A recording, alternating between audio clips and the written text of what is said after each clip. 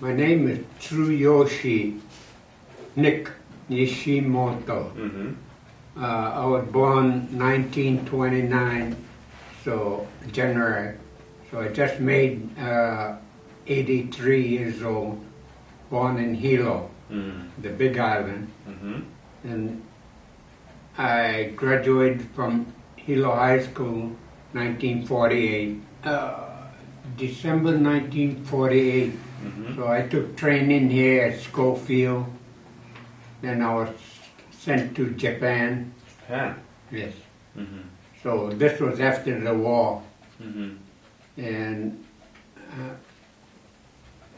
in Japan, I was sent to Otsu.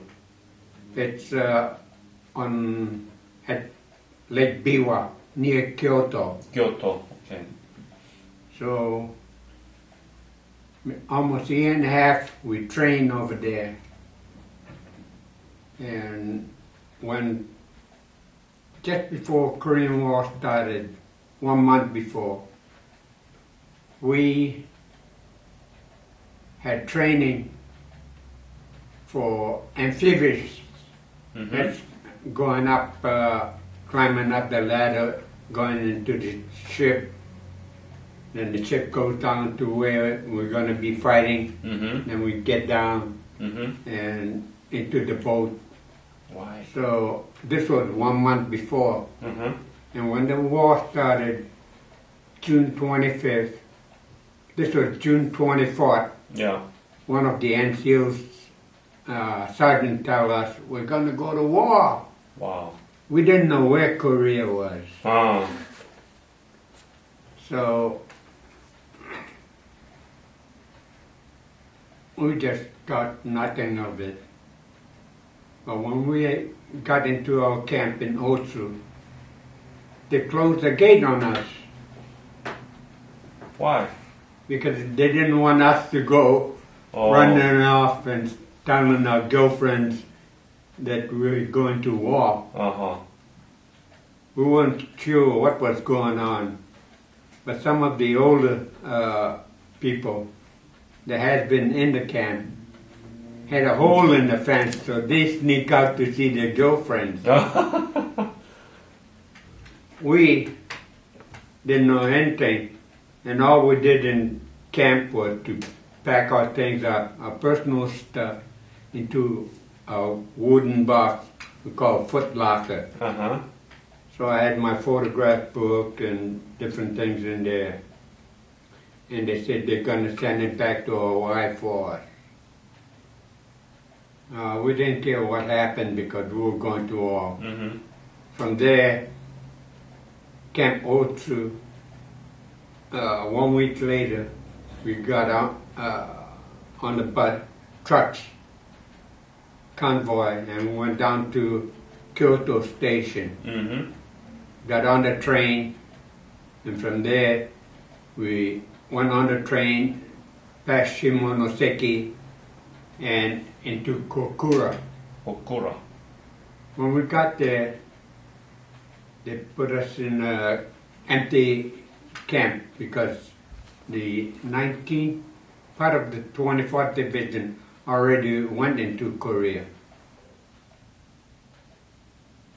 About July 10, July 10, 1950. 1950. And where did you arrive in Korea? Got into Korea about July 11. July 11th. I'm sorry, I thought it was September. Okay, July 11th. Oh no, we were early. Earlier, yeah. So from there, we started moving around and fighting. Where? Mainly up.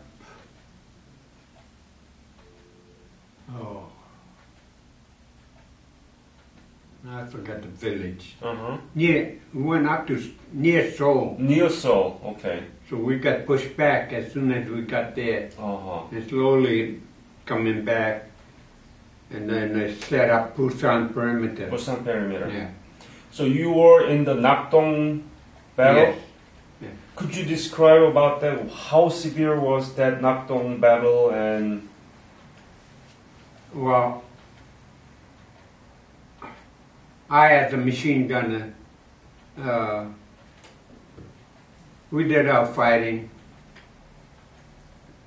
and still kept pulling back to the perimeter. So we stayed on the perimeter for maybe 2 months. 2 months? Yes. And every day fighting? Not every day, just hidden. We stay on our position. The North Koreans come, they hit, and they pull back, hit, pull back. So when the Incheon landing happened, September. Yeah, about September 10. Yeah, about that. We leave our position and we go up. We had I stay on, our company was on the tanks. So we went up and going up to Seoul. Only once or twice we had to stop because the North Koreans lobbed in mortar and they tried to slow us down. First cav was hit about November 1st. So we came by there about November 22, 1950.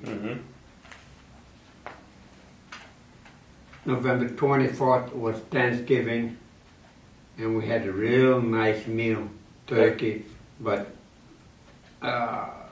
maybe 20 guys from our company came down, eat, and then next bunch.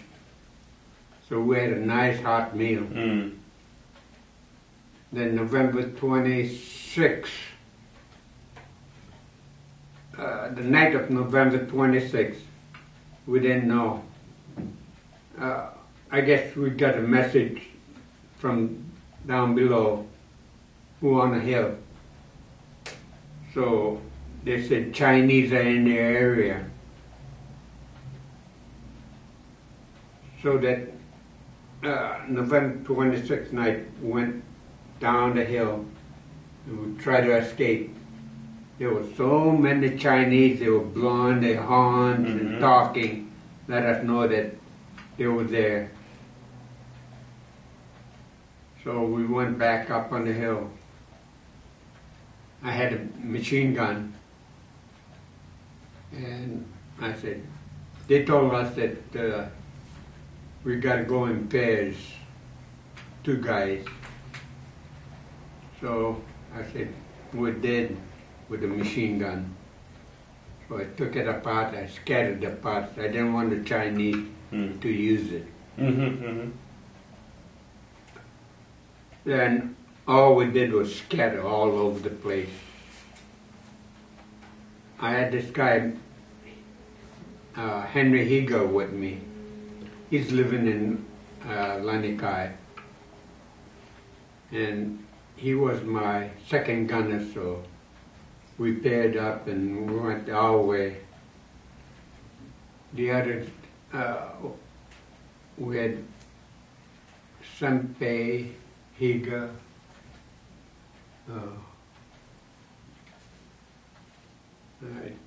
right now I can't think of their name.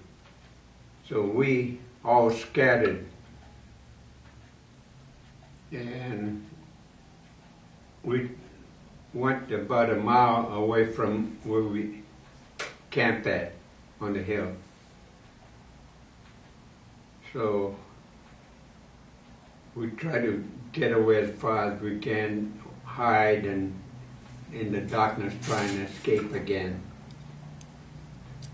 But before we can do that, the Chinese was coming, about 15 of them.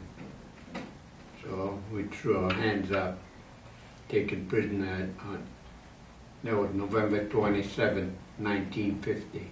We were taken prisoners. We went into a schoolroom, North Korea's schoolroom.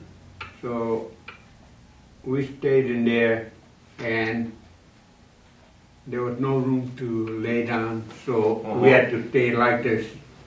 Wow. I think almost 200 guys in there. Then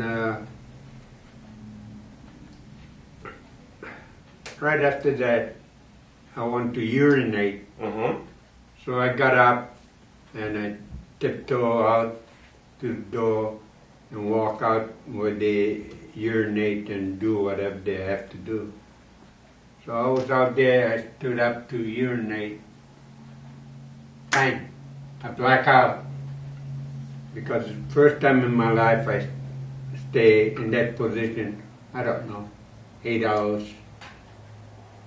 But I know I had to urinate.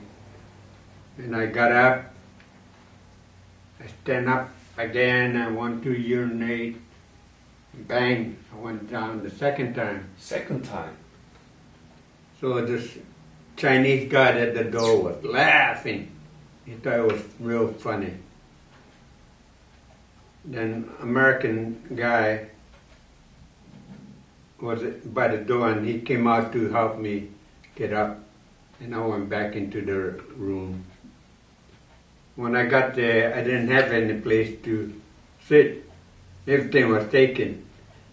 But I stood there and slowly I sit down and got my place back. And from there, it took us 10 days to march to the camp. I call it the Valley Camp. So during the 10 days... It was toward north or the south? North. North. All north. So the reason why we're marching at night is that American planes were flying and they thought they can't see that we're Americans. We didn't have anything to recognize us. So they marched us during the night, 200-300 of us, and almost every night we rest. But we had 2 nights of rest. So it took us 10 days marching to our camp. We call it the Valley. And we stayed there 1 month. It was all going into Korean houses. Almost all the houses were 2 rooms plus the kitchen. Right. So we stayed there about 1 month. And then about January 3, 1951, we started marching, maybe 800 of us, march us to Pyeongtaung, Camp 5. So they march us during the day, and before we get to the camp, part of the Yalu River was over there. So the river was frozen. It was a real weird sound when you walk on ice. It gurgles. So I said, how the heck they're gonna, the ice gonna hold us up? But the Chinese and the North Korean guards knew that it was okay. Probably 800 of us walked, but in column of maybe 5, and walk on the ice and I was scared because never walk on ice. But I guess it was... Right, you're from Hawaii. Yeah, about 100 yards. And it was cold. The guys that live around cold areas said it was about 40 below. So we walked into the camp and they scattered us into different rooms. My buddy Higa was in the next room. And we were not settled until maybe 1 year later when they got us all arranged. They had the black guys in one company and there was about 150 of them. They had the Turks over 100. They had the British over 100. The Americans, we must have had 300. So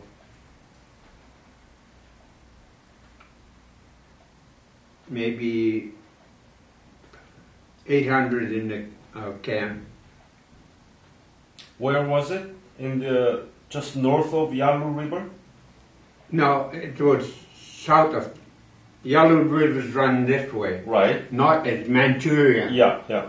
We're just sitting by the But you river. said that you crossed the river Yeah, on the ice. as part of small, what do you call it, tributary. Ah, I see, yes. You know, the river's going all different ways. They have different names for it. But it is from the Yalu River. Yes, I know that So tributary. we crossed a small river into Pyeongtaung. Pyeongtaung. And from there, when we got into the camp, they separated the sergeants, they separated the officers. They cannot come out from the barbed wire area, but we could go up to the fence and talk to them. Yeah. So later on, September 1951, they got the sergeants, the officers out, they bring them to their own camp. So we had 2, 3, 4, 5, and I don't know the other camps. They also got the troublemakers in the camp, Yeah. Incarcerated. and they took them to a different camp. Yes. So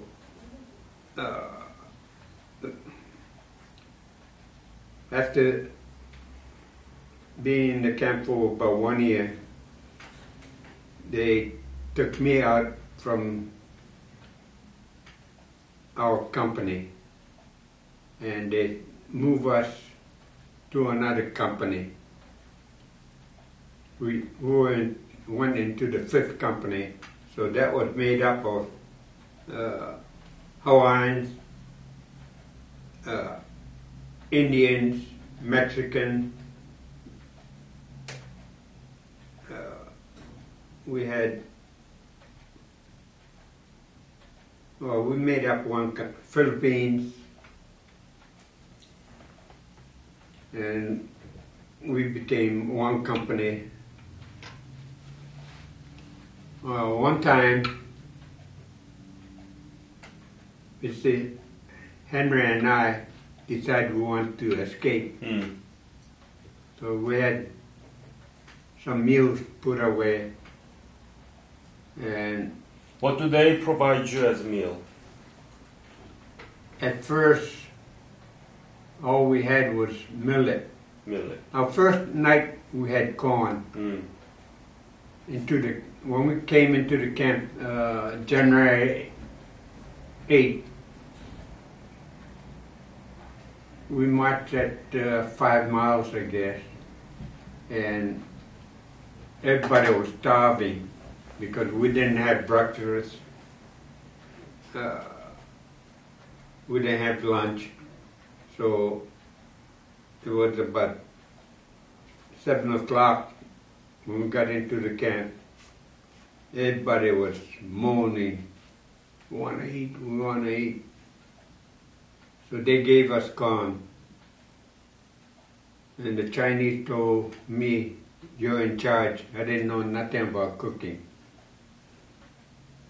So we started cooking the corn for maybe 4 or 5 hours. And they were about ready to riot, the Americans. So I said, feed them. And we started feeding them. In the morning, next morning, everybody was pregnant. What happened was the corn cooked in the stomach. Swollen. When we ate the corn, it was about like this. But when it got into the stomach, it got like that. Yeah. So it just took up all the stomach space. So we laughed, and the thing is that everybody was full. How many meal on average did they feed you?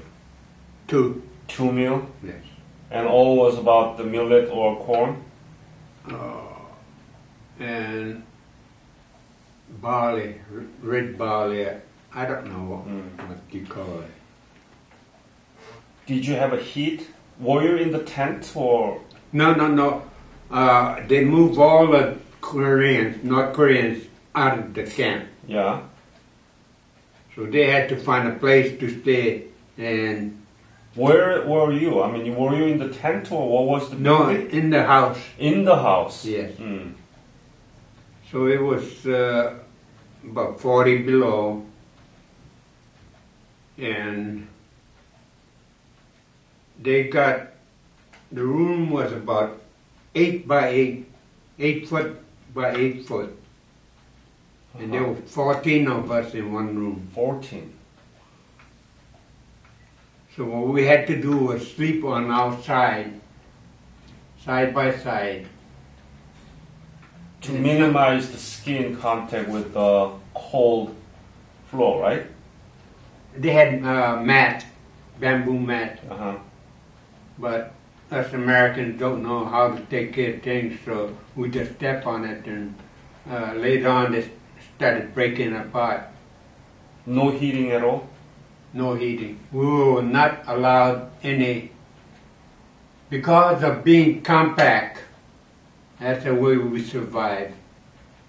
The guys at their side were the coldest because they were where the wind was blowing. We had a door, bamboo door. Bamboo door. Yeah. So a lot of cold air coming in and wind. Yeah. Oh, so boy. we managed to survive. A lot of guys said, I want to die. So they go out to the spigot. We had one spigot for the whole village. And they put their head down, trying to freeze. Some of them died. We didn't care, as the days went by, we didn't care whether we live or die. And we started getting sores after 1 month, just sleeping on the same side. That somebody got wise and told us, why don't we flip over? So every night we change over at midnight and sleep, turn around and sleep on the side. So we kept doing that. But my buddy had a cyst early in the war. His name was Albert Chang, and he lived in... Is it Chinese or Korean? Chinese. Chinese. So Chinese American were in the Chinese camp. Yeah. Oh, what an irony. No, it's just that we were Hawaiians and Yeah. the guys were caught in different places. Yes. So I guess there must have been about 5 Chinese, American Chinese. Yep. So this guy, Albert Chang, from Kapahulu, he had a cyst on his side from sleeping probably too long on the side. And then he was punted by that bamboo mat. So it infected. We had American doctors in our camp. About 3 of them. But they could not do anything because they had no equipment, no medication. So I tried to take him to see the doctor. But there were about 100 guys and we were lined up. And after about 3 or 4 hours, we got tired of staying in line. So we just went back to our house and rested. A couple of nights later, the infection got bad, and I guess probably blood poisoning.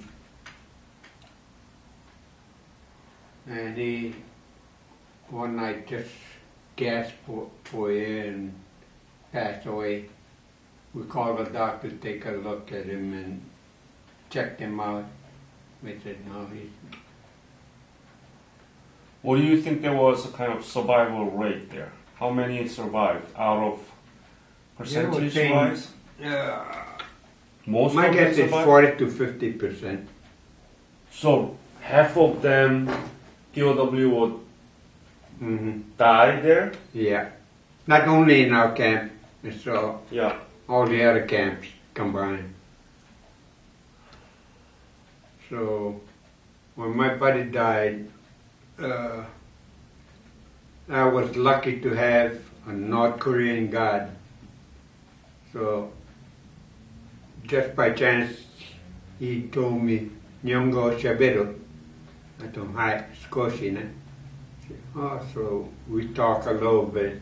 In Japanese? Yes. And this was, I think, March 1951. It's only about 2 months after we got into our camp. Mm-hmm. So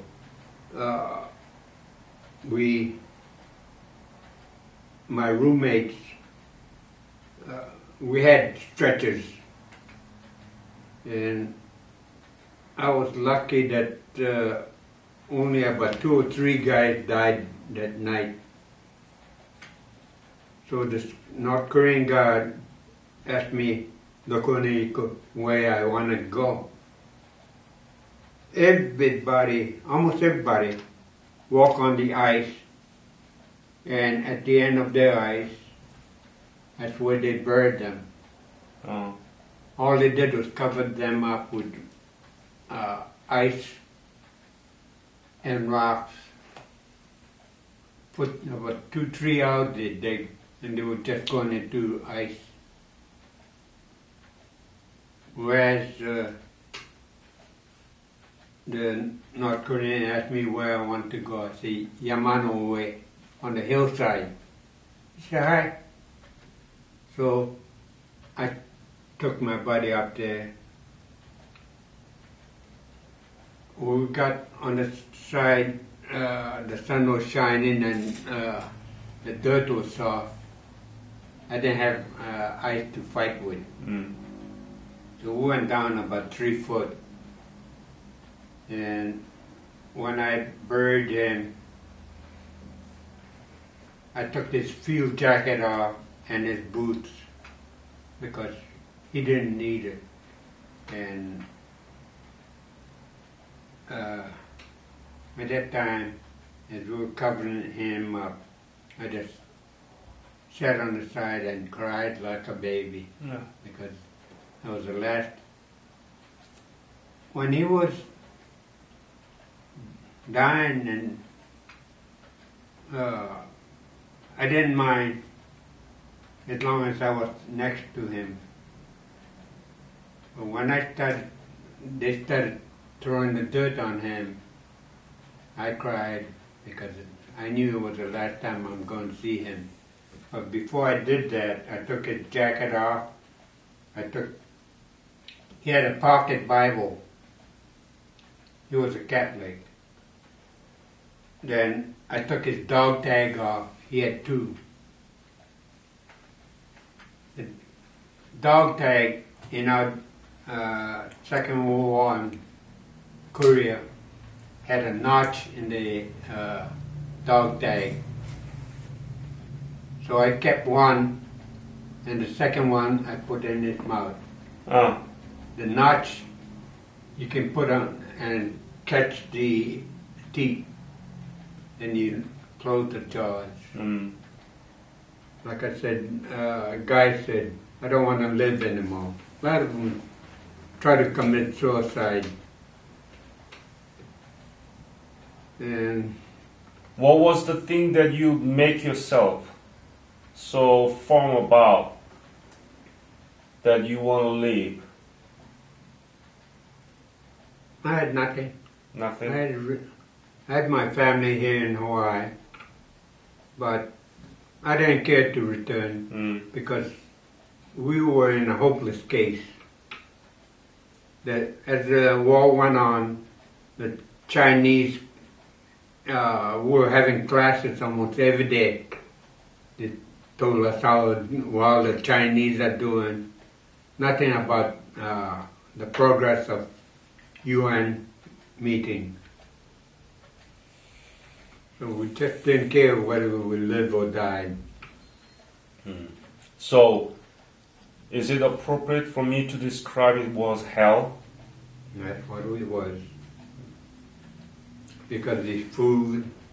Later on, 1 year later on, they brought us new clothing that looked like a Chinese uniform, except it was blue.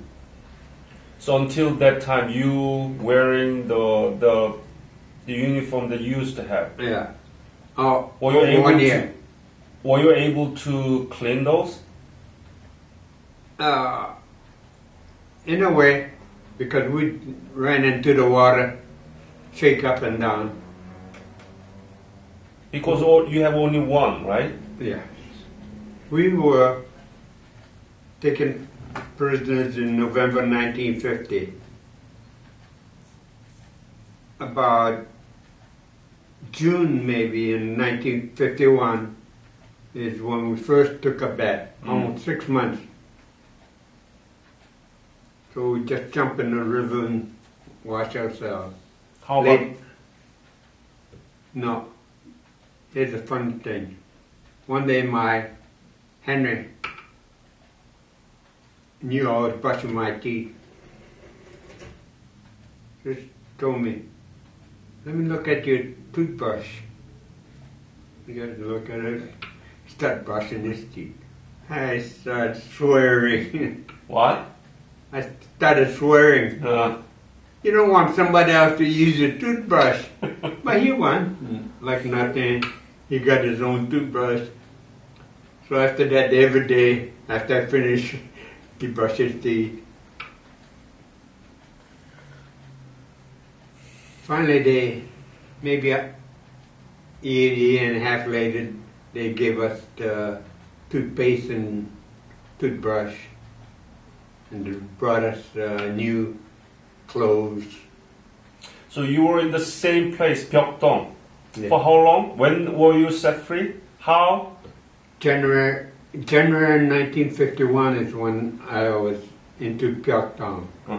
From there I was permanent in Pyeongdong until August 11, 1953. About 5 days a week they bring us outside in the yard and they preached to us how good communism was.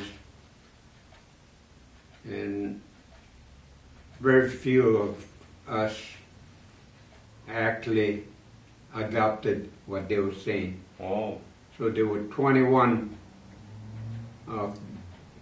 we call turncoats, Americans, Yeah. that stayed in North Korea after the war and they went to China and later on they came back to America. August 11, 1953. My mind was all mixed up. I couldn't stay with my family. I had PTSD.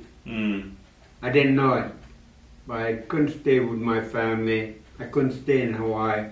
So my friend told me he's going to go to school in California. So I went with him, and it was a aircraft mechanic school. I did not, but if I could,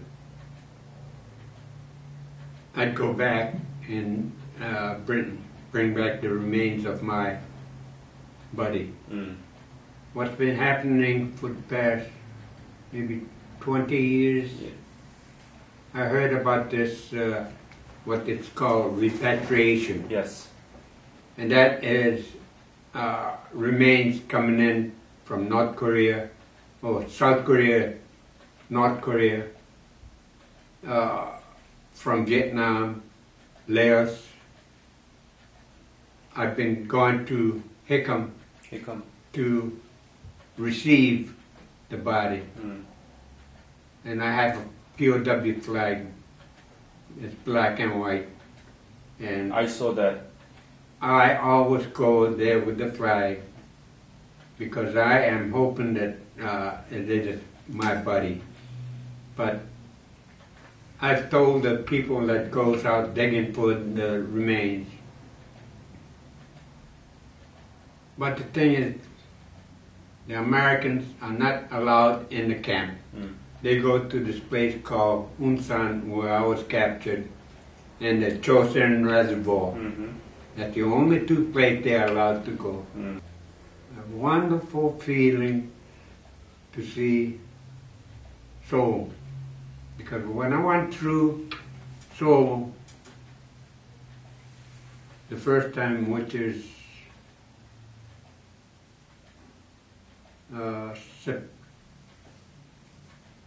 September or October 1950, most of what I saw from the outskirts were flat. It was worth fighting for. Did you feel that? Yes. Those of us that were prisoners got the same feeling.